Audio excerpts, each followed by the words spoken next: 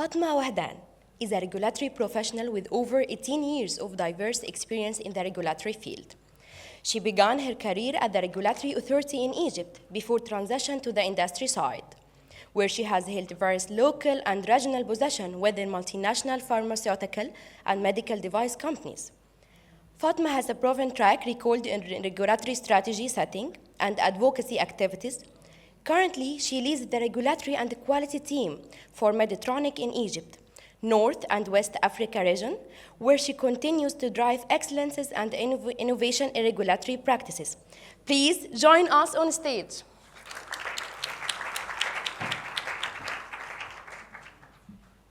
Hello, good morning, everyone. It's a pleasure to meet you here in Egypt for the second year and engage with this gathering of distinguished group of regulatory leaders, industry and colleagues and regulatory experts. During this session, our esteemed speakers will share their insight and experience on how Reliance can transform regulatory practices, challenges, and enablers, and explore practical approaches for Reliance operationalization.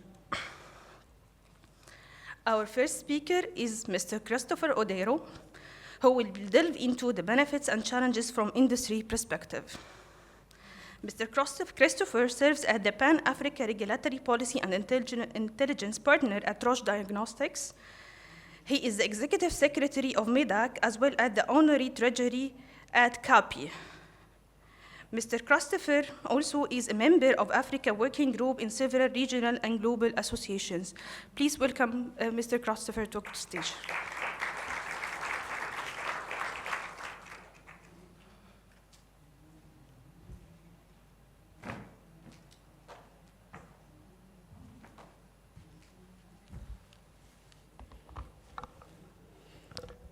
Good morning, everyone. Can I have, do you have the clicker?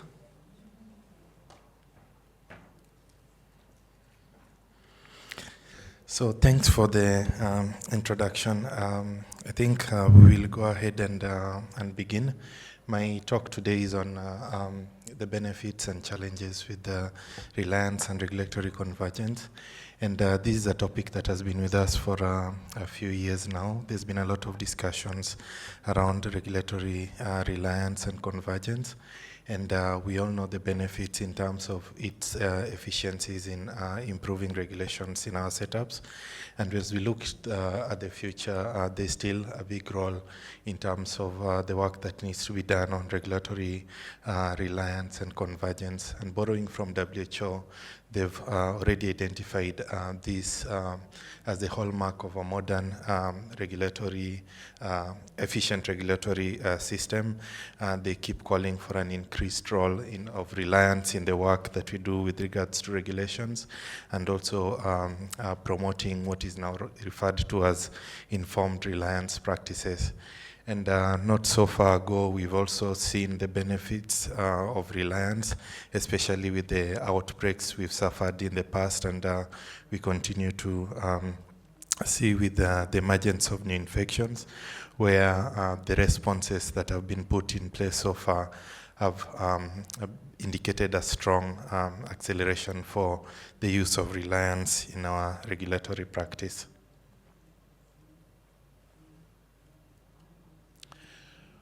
As I mentioned, WHO has identified good reliance practice as a key element in regulations, and they have a documentation that they've put in place that defines how this should be done. In terms of the definition of reliance, it's an act where a regulatory authority in one jurisdiction takes into account and gives significant weight to the assessment performed by another regulator or a trusted institution, and or to any authoritative information in reaching its own decisions.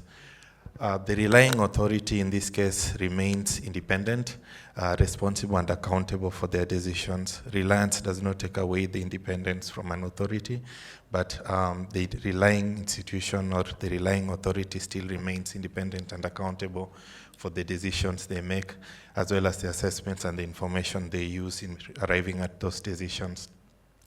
And according to this, the WHO Reliance practices, Reliance still remains a key concept, especially when for international cooperation, because if practiced well, we know that it will ensure safe, effective and efficacious, high quality products in the regions where these products are used, as well as it helps in making the best use of available resources, expertise, as well as avoiding any duplications and concentrate regulatory efforts and resources where they're needed the most. So there have been challenges that we've seen in the recent past, and from an industry perspective, having multiple jurisdiction-specific regulations we know can delay access to products as they're needed.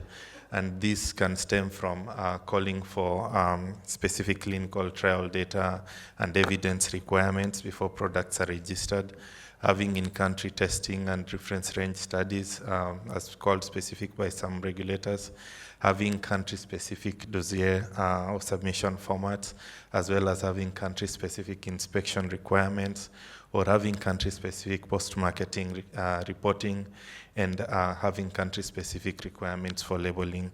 When all these are being called for by a specific regulator, and considering for multinationals where you operate in more than one country, then this becomes a huge challenge in terms of having access to specific markets, but also getting these products available to people who need them most.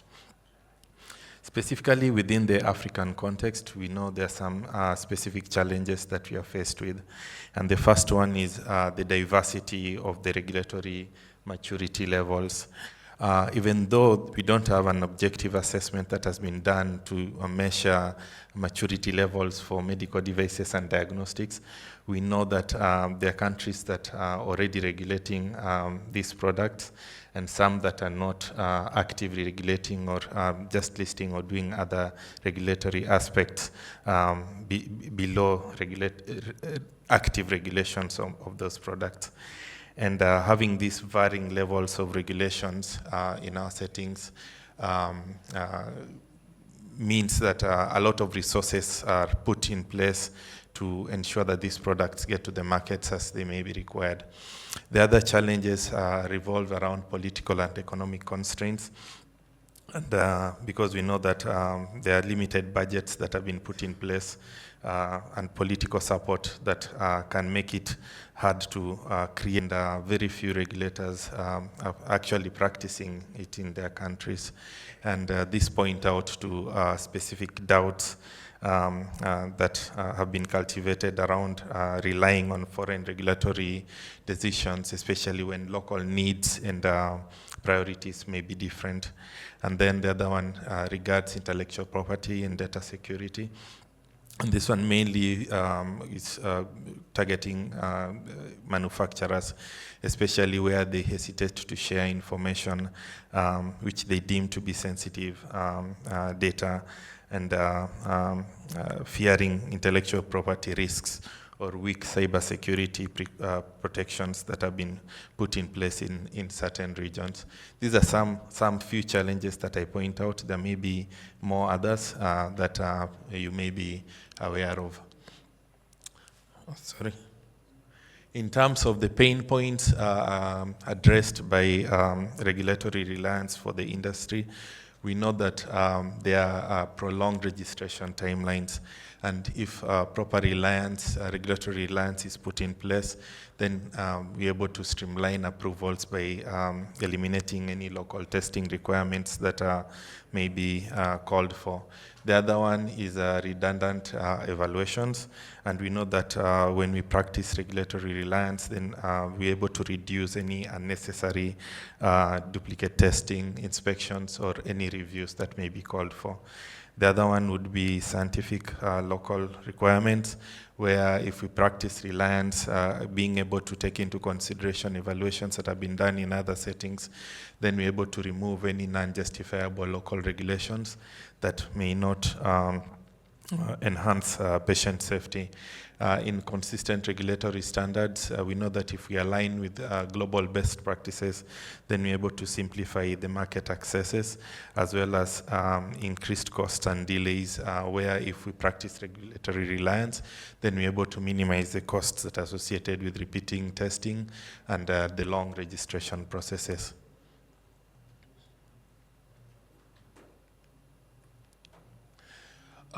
Convergence, on the other hand, we know can expedite access to safe and effective diagnostics, and as well as improving health outcomes. Where we have divergent regulations, we know that we put in a lot of effort in trying to address each and every regulator in the market. And if you take a continent like Africa, for example, with over 54 markets for a manufacturer, that becomes quite hectic. The amount of effort, resources, and the cost associated with that is quite enormous. When we have convergent regulations, then we're able to put everything targeting a specific outcome, and we enhance efficiencies with convergent regulations. When we talk about convergence, I think there's need to look at it from the total product life cycle, where we take into consideration all the requirements that are needed, all the elements that are needed when you're looking at a product development. These include elements around the design and testing, elements required for regulatory practice, as well as those that are required for post-marketing surveillance.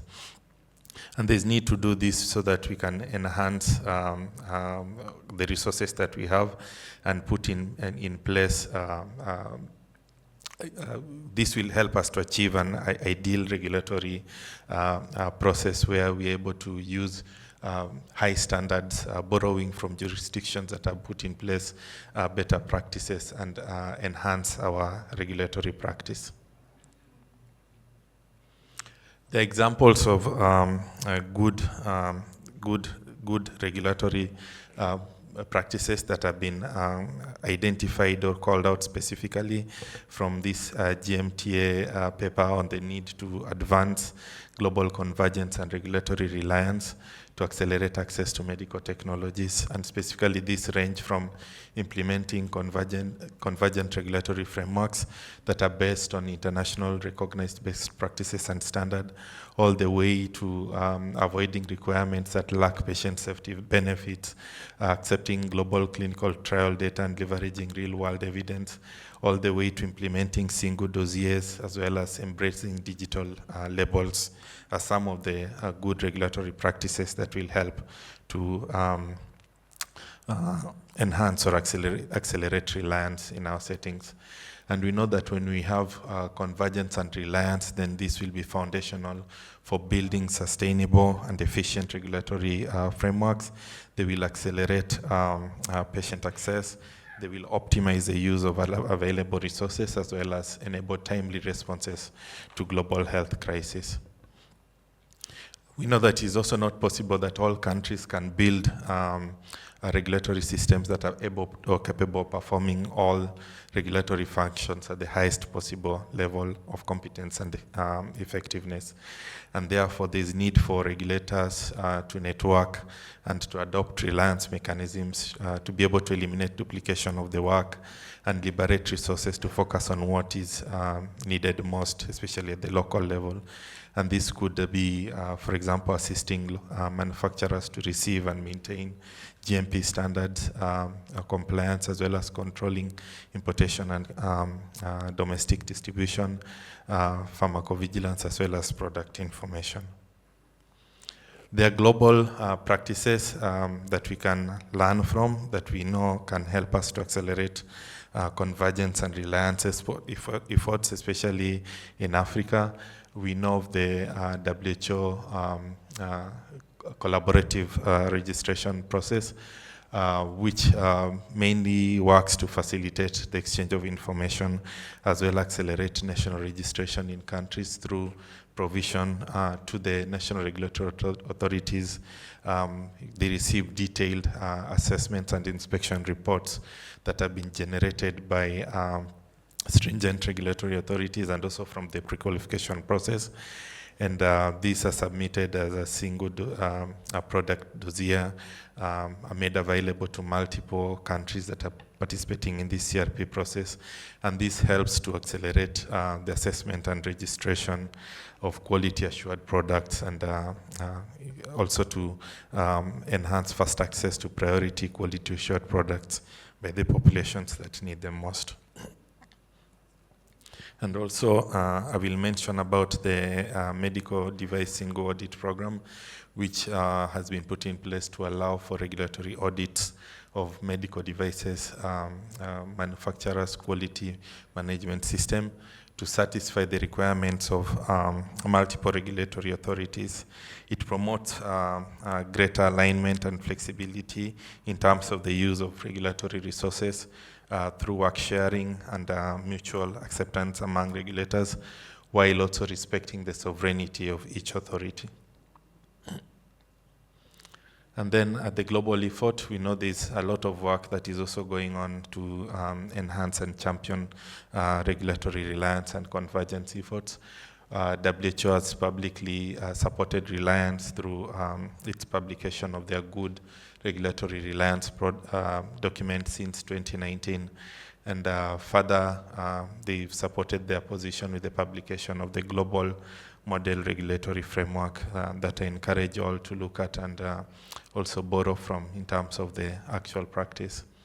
From the GHWP level, we know that they've already announced the establishment of the collaborative evaluation reliance practice,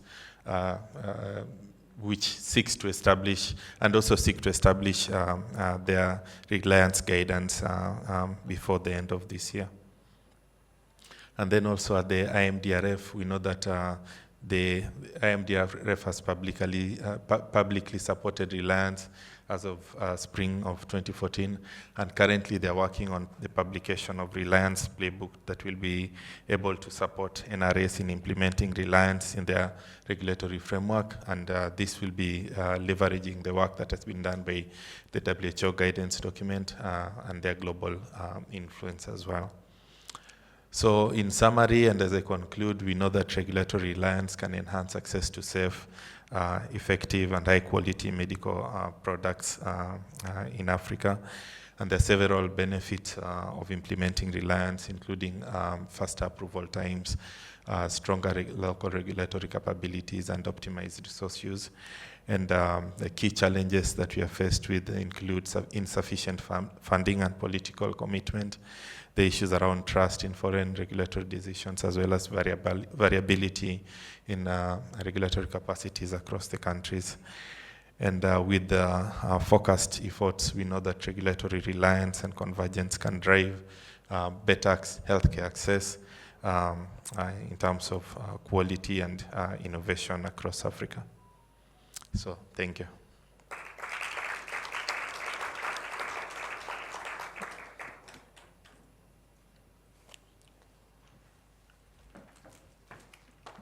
Thank you, Mr. Christopher.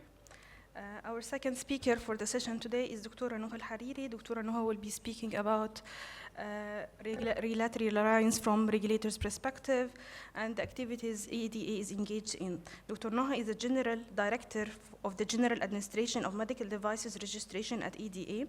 She is also the Supervisor of Investment Support and Localization of Medical Devices, Equipment, and IVDs at EDA.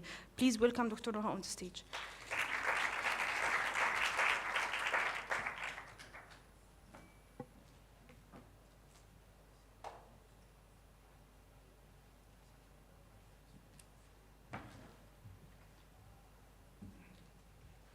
Good morning, everybody. Really, I'm very delighted to be with you today. It's not the first time to join AfriSummit. It's my fourth time, and I have the pleasure to be part in this successful event. I hope my presentation will take not a long time. Let's start.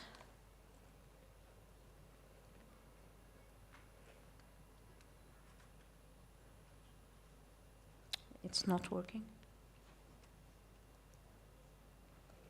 Our objective from this presentation will be mainly focused on how to streamline the process of registration and the access of our product in not only one market, but more than one market. And also we are going to focus on how to make assure of the safety and efficacy of our products and how to decrease the burden or the load of the regulatory framework and the double work of the regulatory review. This is a definition of reliance by book. I usually don't like the definition, long definition that is written by book, but it's a must to have it in our presentation. But to sum it up, for the reliance for myself, I usually sum it up as trust and credibility. So that's mean when I rely on another entity or when one NRA rely on the other, this means that I trust in the way they assess this documentation.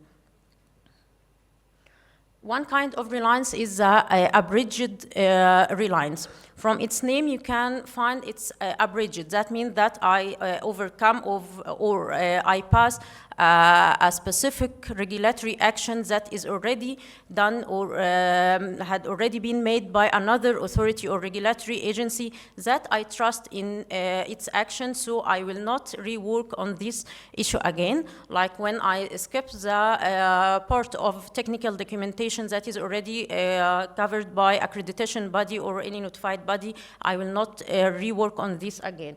And this mainly is the main type of reliance that AUDA is following. To have example on this type of reliance is the adopted regulation that AUDA are following. We have 6 types of adopted regulation, which are the American, Canadian, Australian, and finally it was the Japanese and of course the European.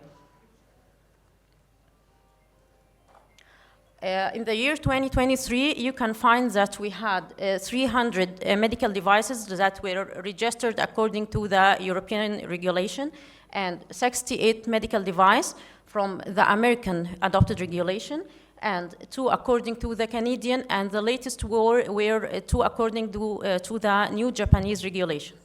And in the year 24, we had registered 370 products relying on the European regulation and 140 products according to the American one. Here are some examples of the products that are registered according to the Reliance, starting from class 1 till reaching class 3. Only just examples. We have, of course, a lot of examples more than this, but if you can see, starting from class 1, we have sterile surgical gloves and we have nasal sprays. Moving through the class 2A, we have disposable trokers, biopsy needle, breathing circuits, hearing aids. And moving forward to the class 2B, we can find stapler, dental implants, bone cement, and biliary stent. Class 3 also we have a lot of medical devices like the cochlear implant, intraocular lens, prosthetic heart valve, and of course a lot of medical devices like reproductive media and others, of course. Another topic of the reliance is the convergence. It's more detailed. It's not I rely on another entity, but it makes brings 2 NRAs together on the same foot and became sharing information together and try to be more harmonized together. So that also is the one approach that AUDA takes. AUDA signed a lot of MOUs, Memorandum of Understanding, with a lot of African countries. These are some of them. We signed an MOU with Zambia, Zimbabwe, South Africa, Sudan, Congo, Yemen, and the latest last week was with Madagascar. And as you can see, for the signing of MOU, the most important thing is to specify the scope of this reliance or convergence. Like what we have with MOU with Yemen, it's only in the training field, or what we have with South Africa, we have to specify the scope of this convergence or this reliance. Our best practice for this convergence is our MOU signed with South Africa. It's not only signing an MOU without activating it, but we are working with our colleagues in SAPRA group. In a working group, right now its scope is in the biologicals, and after finishing this pilot phase, we are going to extend our working with them in the medical device regulation. Of course, the outcome of convergence and applying Reliance is, as you know, decreasing the burden on our employees and decreasing the burden on the manufacturer to submit the same file in more than one country, the accessibility of your product in more than one market, and harmonization of regulation among the African countries or other countries. That was all about Reliance and convergence, and thank you for being with me. لا لسه سوري ما خلصنا sorry. Another approach of AUDA is joining the international forums, and we were delighted to join the IMDRF, which is the International Medical Device Regulatory Framework, in October 23. And we were proud to be the second country in Africa to join the IMDRF and the first country in the Arab region and Middle East. After joining the IMDRF, we not only joined as an affiliate member and stayed for this, but also we joined in a lot of working groups. We are right now we are joining in 3 working groups. The first one is regulated product submission. We started working with them in the working group since January 24, and since then we had met with them in 5 meetings. And the other working group is the adverse event terminology, and also we joined them in January 24, and since then we made 10 working group or 10 working sessions. And the latest that we joined in June 24 was the clinical evidence for IVDs, and we had only up till now 1 meeting with them. Not only the IMDRF, but also we joined the Global Harmonization Working Party in December 23, and it's a group of countries, most notably like Japan, South Africa, Sudan, Saudi Arabia, and others. And the third one is the African Medical Device Forum that also we join in a working group with them. This forum includes most of the African countries. I guess there are 18 African countries. The aim of this forum is to harmonize and unify the regulation of medical devices in all of the African countries in order to be easily reputed and traded in between the African countries. And since we joined this forum, we had made 3 working groups starting April 24.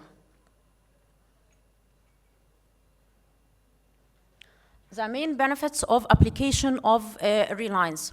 First is the early access of our product in the markets. It means that you will not go through a long process for registration. It's early access.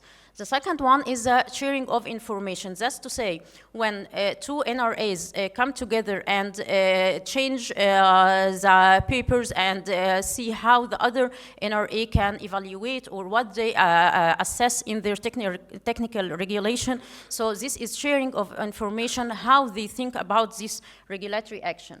And the other one is the resource allocation. If I decrease the workload on my employees for reviewing this technical file that was already reviewed by other employees or other entity, so I can make best use of these resources in another way or in another task.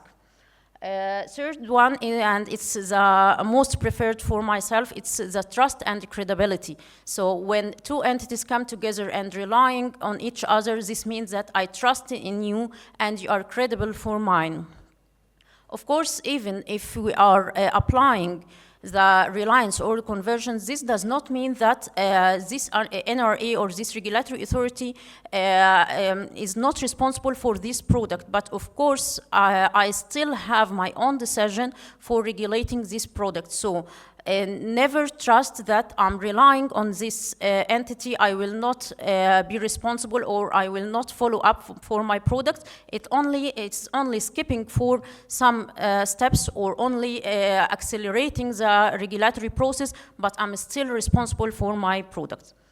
This time it's the final, not like the first last time, and I hope it was a short presentation for you. Thank you.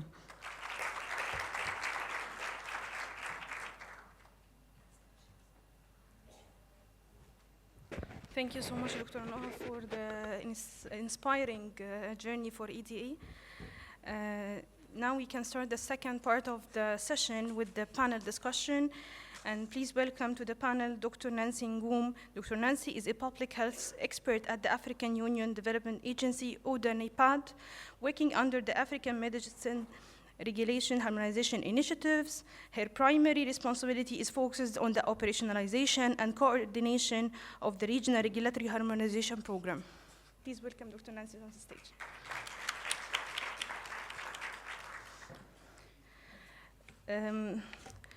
Will join us on the stage Dr. Khanyisile Nkuku. Mrs. Khanyisile is a medical device and IVD regulatory expert. In her current role, she contributes her expertise in the assessment and registration of medical devices and IVDs in South Africa, SAPRA. She partakes in the IMDRF and AMDF working groups, and she is further a committee member for 2 SAPS technical committees, as well as HPC SCA task team. Welcome, Dr. Nancy.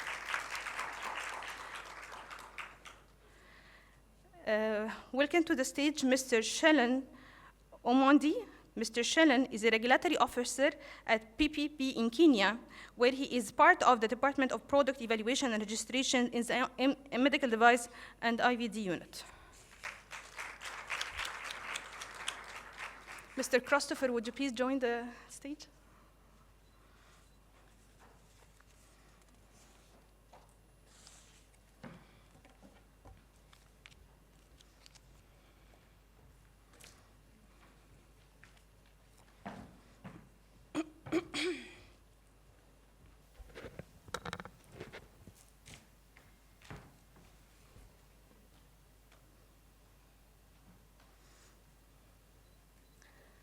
My first question to Dr. Nancy.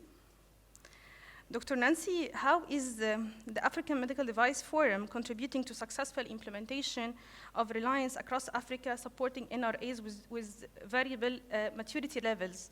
And how is IMDRF complements these efforts?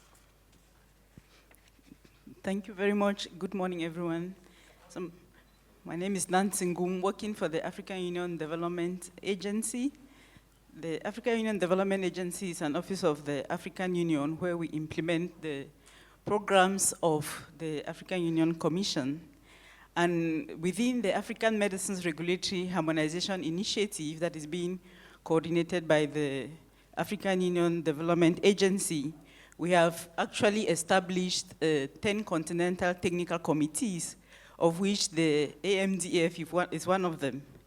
And the AMDF is actually, as already alluded to by the previous speaker, is a technical committee consisting of 55 African Union member states.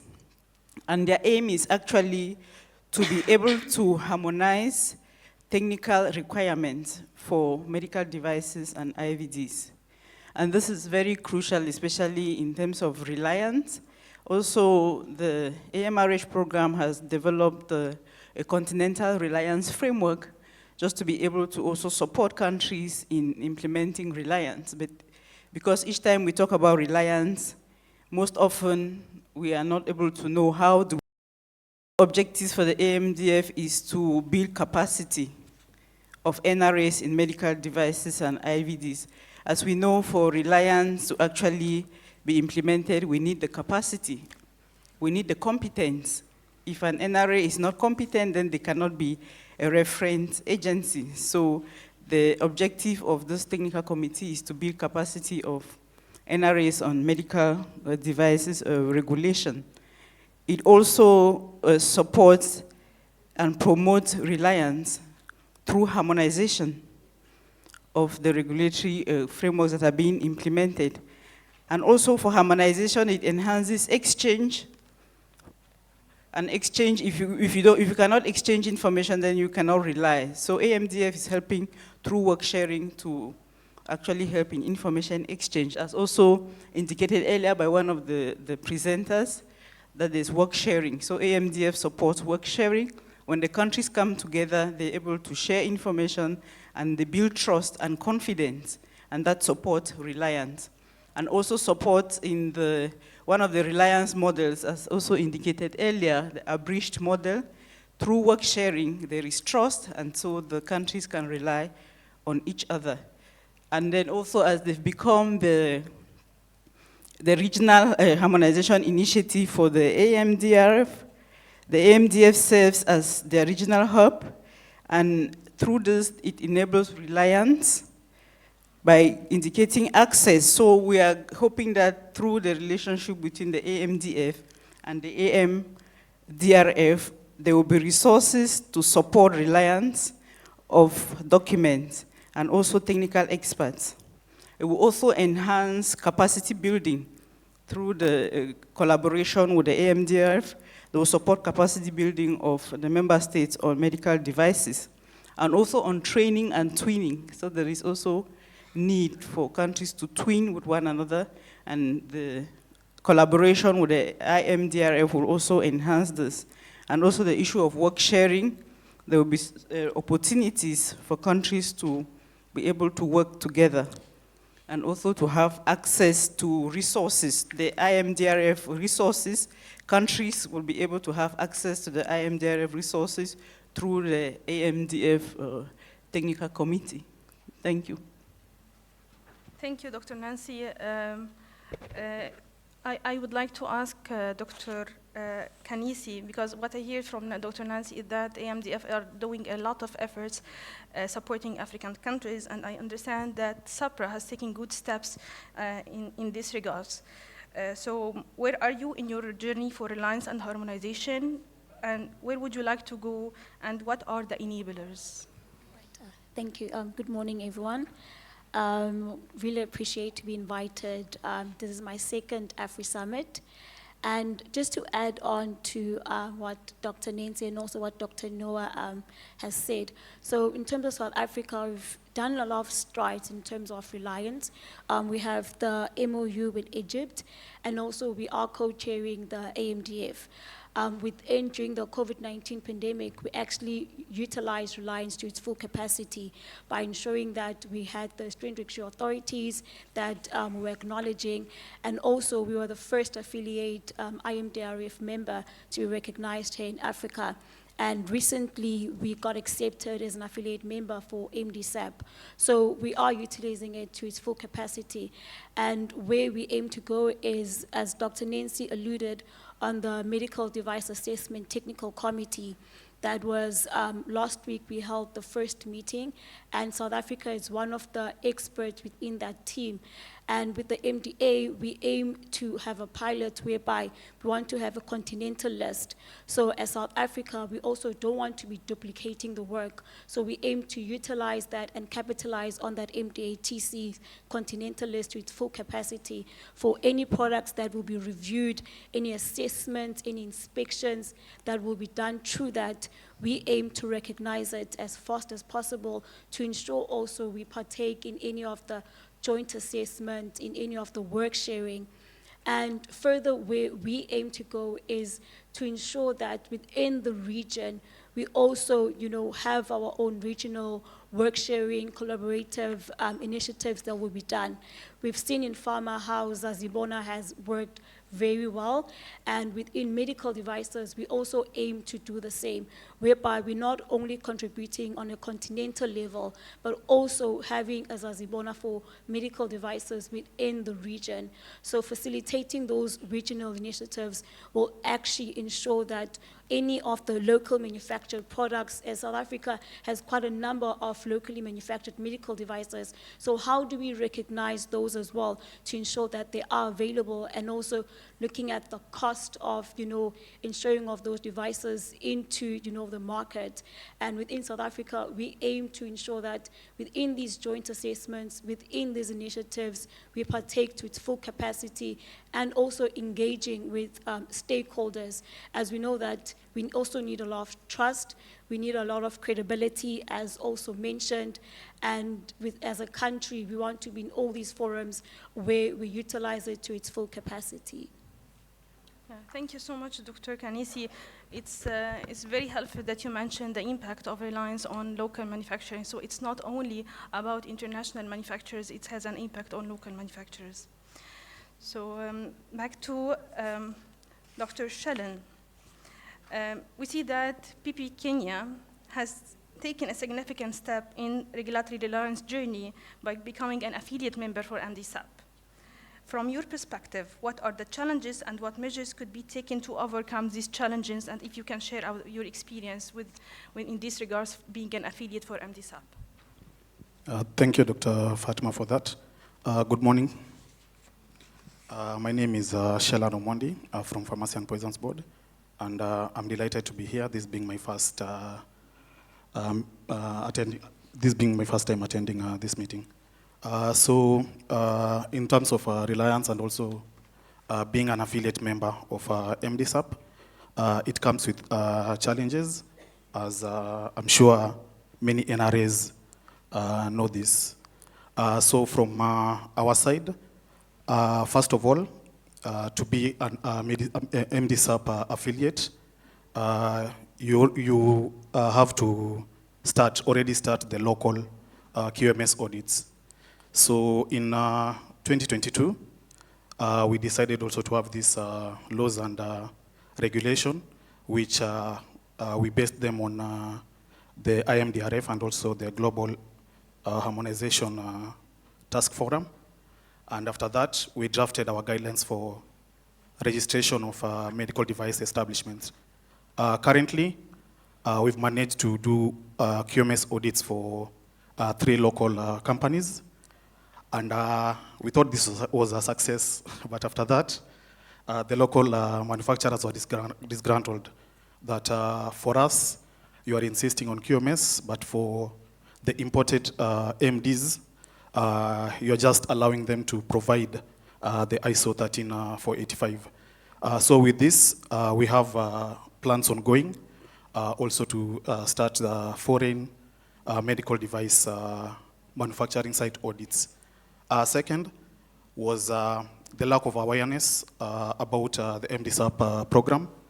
So for this, we also now had to train our staff in the medical device unit. And to our advantage, there are free online modules via the CDRH, where all our staff in the medical device unit managed to understand the scope, processes, and also the responsibilities of each partner in the MDSAP, be it those RAC members, observers, and affiliates. Thirdly, after training of our staff, and they were made aware of this MDSAP program, now the other issue is capacity building for assessment of those actual reports. And as you know, this requires the technical expertise and know-how. So what is the result of this? This will result in either one, employing staff who are well competent in terms of MDSAP audit assessments, or 2, actually training our staff who are already in place. And now this has another domino effect on the cost implications. And as you know, most of African countries have the issue of resource constraints. My last statement, Dr. Chris Odero had already talked about it. That was the issue of politics, which is a tricky and also a thorny issue. And also apart from the politics, in terms of the institution, are you ready for this? So at PPB, we had already set up infrastructure in place to support the MDSAP applications. And also we had put in place automation of our PRIMS system so that now we can evaluate all medical device applications electronically. Thank you. Thank you. So I hear that capacity building, education, and trust are keywords, and Dr. Shellan said politic as well. So Dr. Christopher, from your perspective, how industry can partner with regulators to ensure successful implementation and operationalization of Reliance? And also it's good to elaborate on what are the key characteristics of a successful Reliance model? So I think I'll start with the second part of the question. The key characteristics. I think what is important is to have, and it's been said here repeatedly, there's issues of mutual trust and credibility, and also I add transparency. So if you have a Reliance system that is able to enhance that, not just between regulators, but also with the industry, because at the end of the day, I usually say we are the same sides, or we are the different sides of the same coin. So whereas the regulator is charged with the responsibilities of ensuring compliance with all that, but industry also has a role to play in ensuring safe, efficacious, and high-quality products are in the market. So all of us have a role to play in terms of enhancing that mutual trust, credibility, and also transparency. The other thing I would also mention regards issues of consistency and predictability. For a good Reliance system or model to work, then there needs to be predictable and outcomes, so that from the industry perspective, at least manufacturers need to have confidence that whatever they are putting in will be assessed consistently in a predictable way. And if regulators are able to do that, then it enhances the mutual trust, credibility, and also transparency that we are talking about here. For a good Reliance model, again, we need to have defined timelines and accountability. In the definition of Reliance, we said that even though a regulator takes into significant consideration the assessments that have been done by another regulator, they are still held accountable. Most of our regulators are operating within context which I consider political. At the end of the day, whatever decisions you make are scrutinized in a different way. And politicians at the end of the day put you to task to be accountable for whatever you're doing. You can't just wake up in EDA and have an agreement with SAPRA without the blessing of the politicians behind it. So in terms of timelines that we need to meet, and also the accountability, I think that is a critical one. Then a good Reliance model must also be able to employ risk-based approaches, so that, like we said, you put your resources where they matter the most. There's no need of duplicating efforts, doing what people have already done, especially also from stringent systems, and you lack resources in your own system to implement on other aspects. So employing risk-based approaches is going to be key in terms of having a good Reliance model. And then I cannot finish without mentioning a model that is also able to employ best standards, and also looking at international best practices, because again, this feeds into the issue of using resources adequately, and also being able to deploy risk-based approaches. Using international standards is going to be key to ensure that we have high-quality products using assessments that have been done by others who are well-versed and more stringent, especially when we do not have similar capacities in our own settings. And of course, it must be flexible to allow for local adaptations as well. Going back to your original question, in terms of how the industry can partner with regulatory authorities, I think there's need to have in place mechanisms that allow for early engagement and dialogue between regulators and industry. And we're seeing this picking up nicely across Africa, where regulators are increasingly calling for the input and comments from stakeholders. And I believe when the regulators here talk about stakeholders, the industry forms a bigger part of that stakeholder bracket group that they're referring to. So we are seeing an increasing role for stakeholders, especially the industry, to have early engagement and dialogue with the regulators. There's also a need to have good data sharing. As you know, a lot of information and data sits with the manufacturers. They are the expert in the products they're developing or coming up with, and there needs to be a way in which this information is shared adequately with the regulators so that they're considered in whatever evaluations and assessments that are being done. The other partnership would revolve around capacity building and technical expertise. Like I mentioned earlier on, there's a lot of growth that is ongoing on the African continent. We're seeing a lot of regulators moving towards regulation of medical devices and diagnostics. And some are at quite early stages, and there's need to build their capacities as well. The AUDA-NEPAD team here has talked about the work they're doing. I mean, capacity building comes from different corners. So this needs to be encouraged, and industry should be a key player in terms of the way capacity building is taking place, as well as the building of the technical expertise with regards to regulations. I think the industry also have a critical role to play in terms of advocacy for harmonization. This is something that needs to continue and needs to grow beyond just the individual work they're doing with regulators, but we need to take advantage of these kind of platforms to advocate for increased harmonization between different countries, so that we have this convergence we are talking about that will make Reliance be able to be practiced in real time.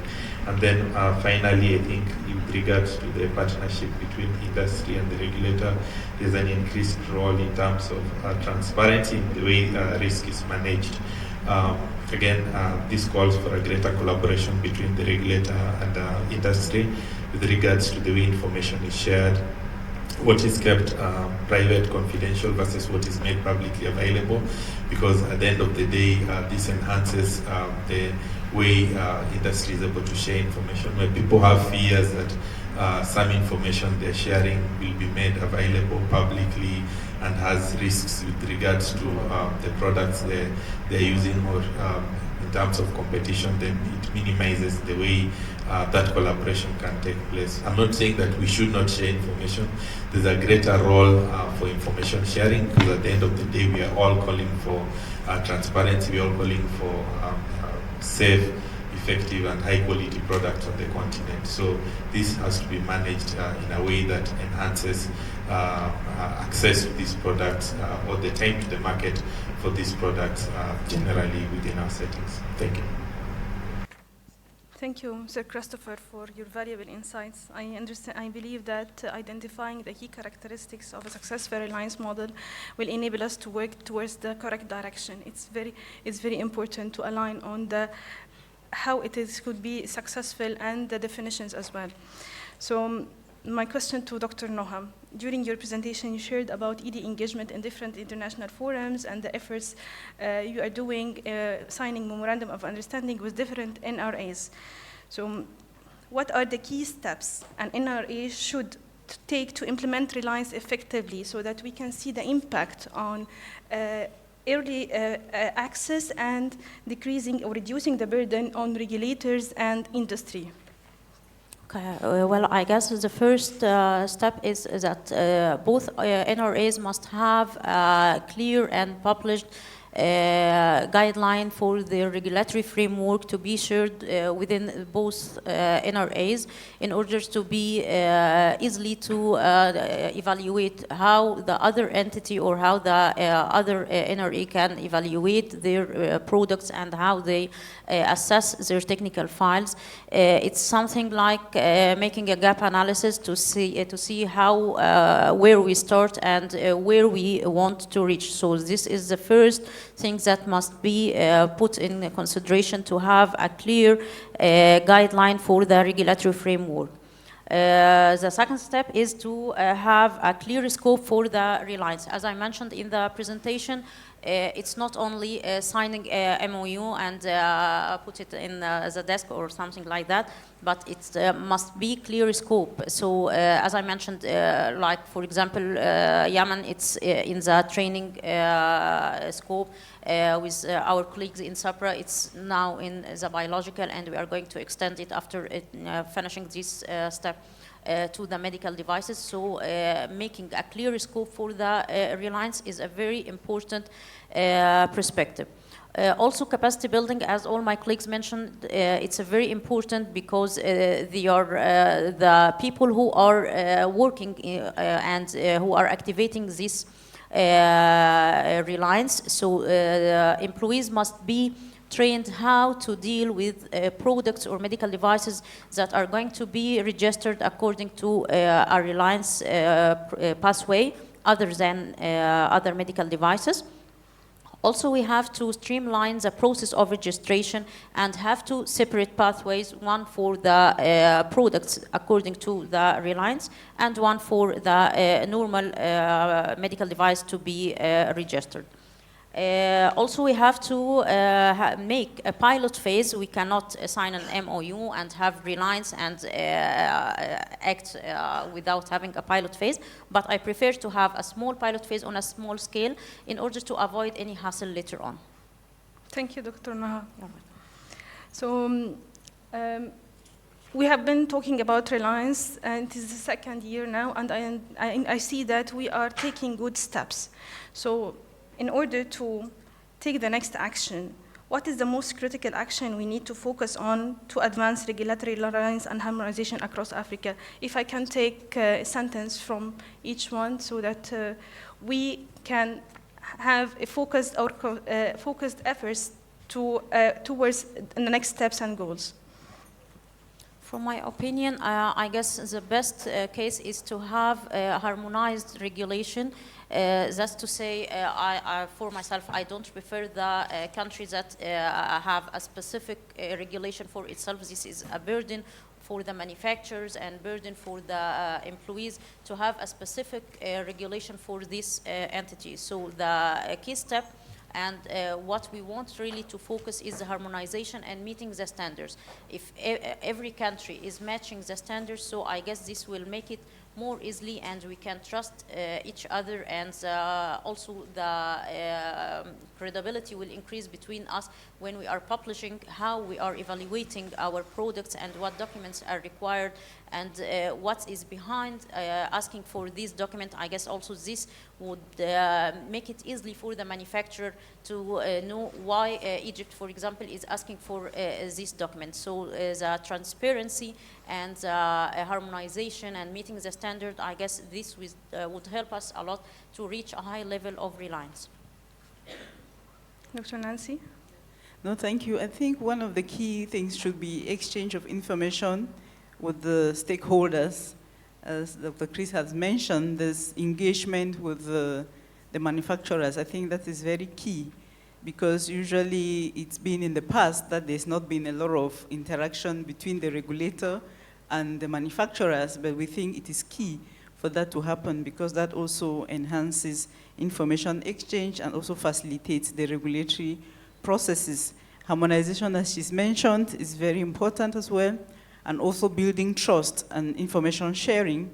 When we look at our website, what is available on the public, I think there is need for much information to be shared among regulators and to the stakeholders.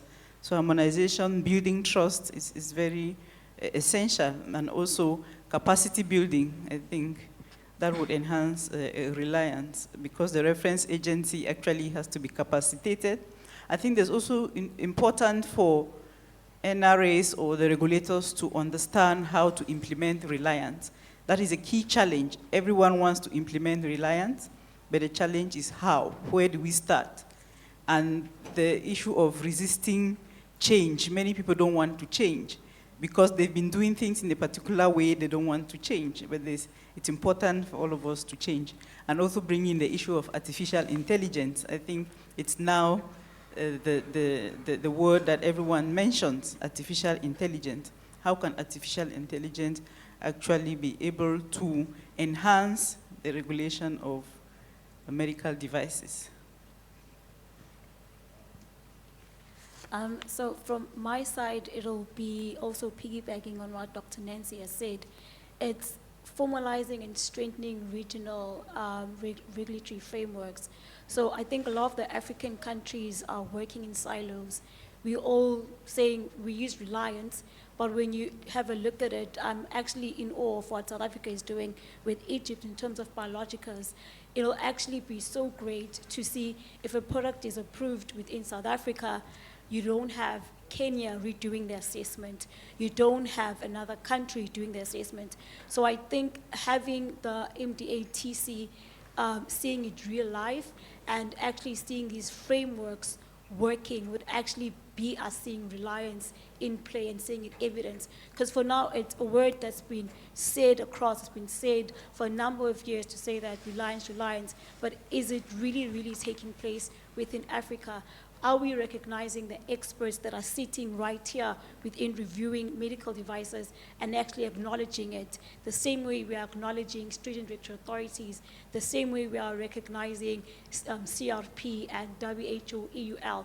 We should also be recognizing the work that is being done by other African regulators, and having these mutual recognition agreements is actually a way forward in us having Reliance in play. Thank you so much, Dr. Nancy.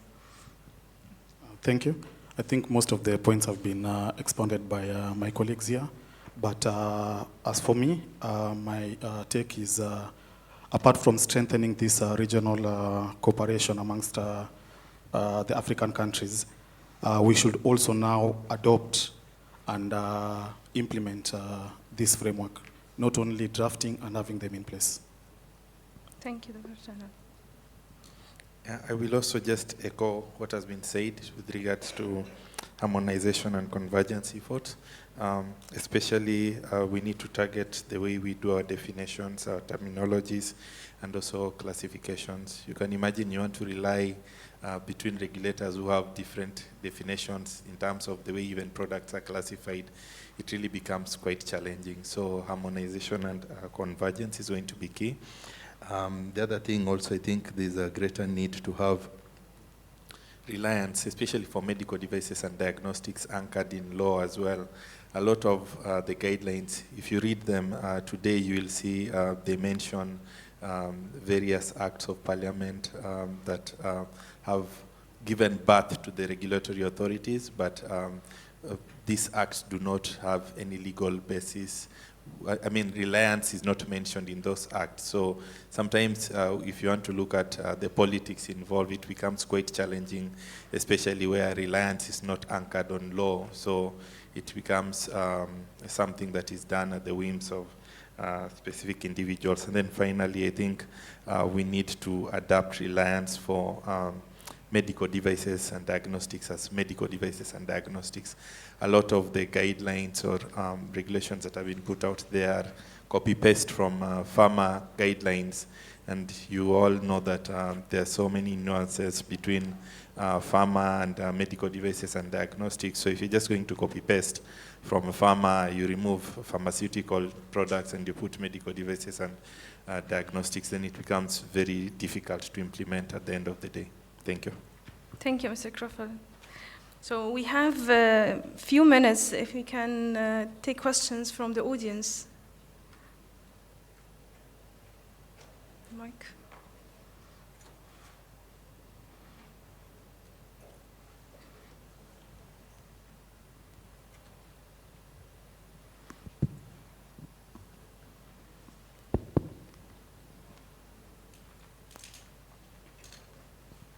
Morning, everybody. My name's Simone Rudolph Short. I am the chairperson of the Local Manufacturers Association of South Africa.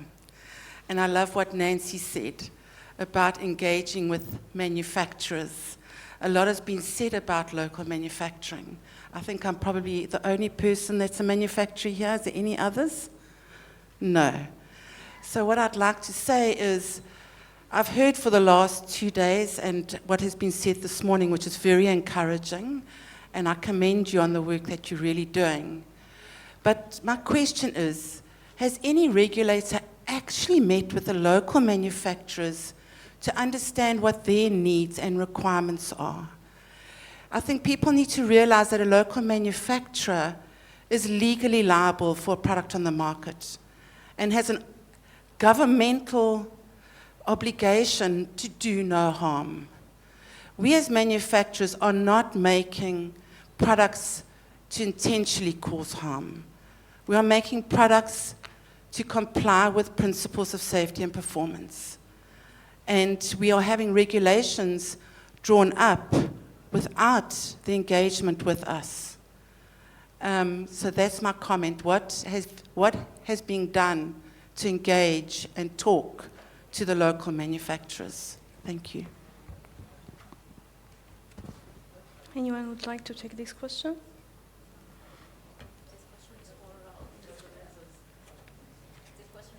Dr. Nancy, you want to answer from Dr. Nancy? Can you see? The question is to the whole panel, she said, if anyone is willing to answer.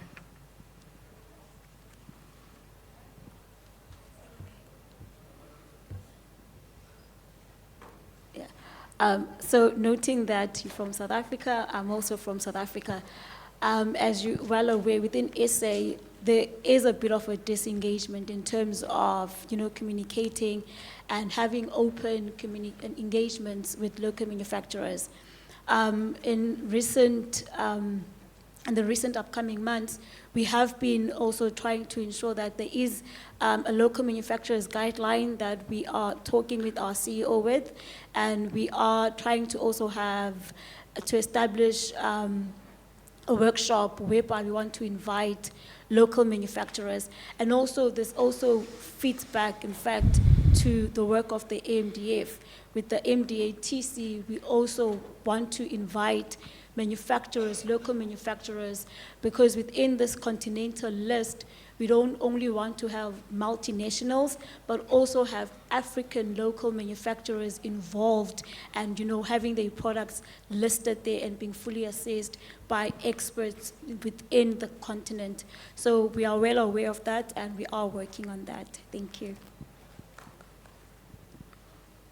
Yes, maybe just to add on to that, from the African Union perspective, actually that is one of our key activities to encourage the engagement with manufacturers, and that is why I mentioned I was in the conference yesterday, and there was a need for that engagement because we could see the gap, especially the regional harmonization initiatives that we are coordinating as NEPAD. Most of the manufacturers are not aware of this pathway. And it's very key to engage the manufacturers, which I think is one of the key activities that we are now putting on for the regional harmonization initiatives. So they will be organizing webinars, they will be organizing conferences, they will be organizing opportunities to engage with the manufacturers and actually explain the pathway, especially the advantages of using the regional harmonization pathways to actually register priority medical devices, because we are focusing more on the priority medical devices and the countries will focus on the other devices. So one of our activities will be to engage the local manufacturers, and we're also looking at, even with the fees, the local manufacturers, I think the fee structure will also be less because we're also trying to encourage local manufacturing to ensure that the local manufacturer will not be paying the same fee as a manufacturer who is not locally, but there's also a word of who is a local manufacturer. That also has to be defined, but these are conversations that are going on. Thank you. For Egypt, I'd recommend that you have stay tuned with us today because I will already have my third presentation late this day about the localization project. Beside my work as a general manager of registration, I'm also assigned as a supervisor for a localization project for the medical devices, IVDs, and medical equipment. So Egypt is really concerned about local products, and many times when we have a lot of meetings with our local manufacturers, and by the way, local manufacturers doesn't only mean they must be Egyptian, but we have a lot of investors that are external investment and are having now their own factories in Egypt, so these are considered as local products apart from being other nationality. We had faced a lot of problems. I will discuss this later in my presentation, but let's say that one of the most problems that we faced and that we supported our local manufacturers was the transition period of MDR and MDD, when we had a gap and we had a long period of time that we have to issue the new certificates, and it was a burden on our local manufacturers to wait in this queue line, and we have a problem in the foreign currency. So we made a specialized committee from the regulators and from the some expertise from the notified bodies, and also we added in this committee the main key players or main stockholders of the local manufacturers to discuss how we can overcome this problem. And we already implemented a new guideline for the local manufacturers. It's special for the local, not for the imported, that does not have the CE certificates. And we published a guideline for how to review the technical documentation that you have to submit for the notified body. So that was an alternative way for the local manufacturers to be able to market their products in the market without having CE, and not to be affected due to the international regulation. And later on, as I mentioned, you will have a lot of success stories in my presentation about localization project. Thank you. Thank you so much for this engaging and insightful discussion. Our discussion today reaffirms that collaborative effort between regulators, industry, and the organization is crucial for Reliance operationalization. Let's continue to work together to build a resilient regulatory system that benefits all stakeholders. Thank you.